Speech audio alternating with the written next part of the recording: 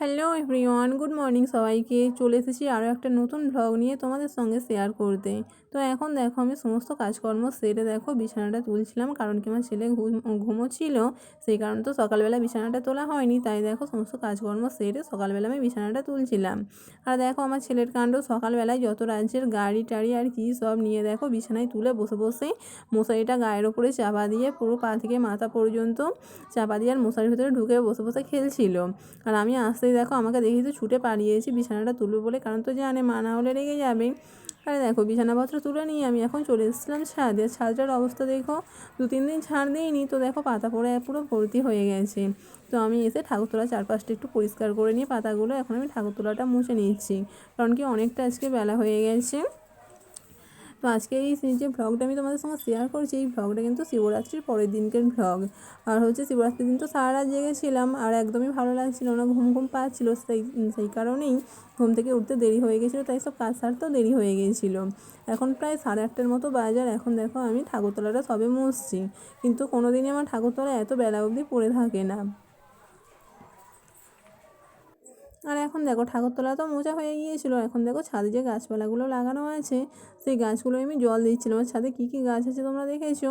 এটা হচ্ছে আনারস গাছ, তারপরে এইসব শাক টাক বলে ওই শাকের গাছও আছে। আর তারপরে আর কি গাছ আছে বলো তো? ওখানে ফণিমনসার গাছ আছে, আরও অনেক কিছু গাছ আছে, ফুল গাছ আছে। তো দেখো আমি তো জল টলগুলো দিয়ে আমি চলে এসেছিলাম নিচে। আর নিচে এসে দেখো ছেলে যেহেতু স্কুলে যাবে সেই কারণে ছেলের জন্য ডিম সেদ্ধ বসিয়েছিলাম। আর তারপরে দেখো স্নান টান করে তো পুজোও হয়ে গেছে। স্নান করে নয় পুজোটা করে নিলে পারে কাজটা কিন্তু অনেকটাই এগিয়ে থাকে, তাই না? না হলে তো রান্না করতে স্নান করতে পুজো করতে অনেক বেলা হয়ে যায়। সেই কারণেই আমি রোজ সকালে স্নান করে পুজোটাকে করে নিই, যাতে এই কাজগুলো একটু কমে থাকে। আর দেখো স্নান টান করে পুজো করে আমি চলে এসেছিলাম ছাদে স্নানের জামা কাপড়গুলো মেলতে। সকালে যে জামা কাপড়গুলো দিয়ে গিয়েছিলাম সেই জামা কাপড়গুলো তো শুকনো হয়ে গিয়েছিলো, তাই সেইগুলোও তুলে নিয়ে যাবো আর স্নানের জামা কাপড়গুলো এখন মেলে দিয়ে যাবো।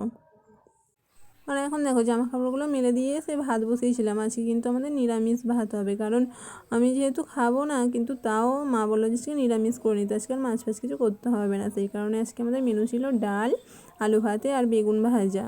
আজকে আর কিছু রান্না বান্না করবো না, এইটুখানেই করবো। তার মাঝেই দেখো জল চলে এসেছিলো, নতুন কলে জল দিচ্ছে। আমি কিন্তু খুবই খুশি, কারণ আমাদের এখানে না জলের প্রচণ্ড সমস্যা। আমি জল আনতে যাই অনেকটা দূরে, জানো তো, সাইকেল নিয়ে একদিকে বোতলের ব্যাগ আর একদিকে ড্রাম নিয়ে আমাকে জল আনতে যেতে হয়, কিন্তু কী আর করবো, যেতে তো হবেই, তাই না?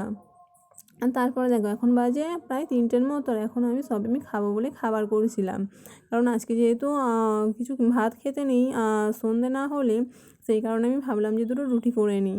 আর রুটি যেহেতু করেছিলাম তাই ভাবলাম যে দুটো বেশি করেই করে নিই, যাতে না সন্ধ্যেবেলা করতে হয়। নাহলে এখন করছি সন্ধ্যেবেলা আবার করতে হবে, যাতে না করতে হয় সেই কারণে আমি সবর রুটি করে নিচ্ছিলাম আর সবার জন্যই করে নিচ্ছিলাম।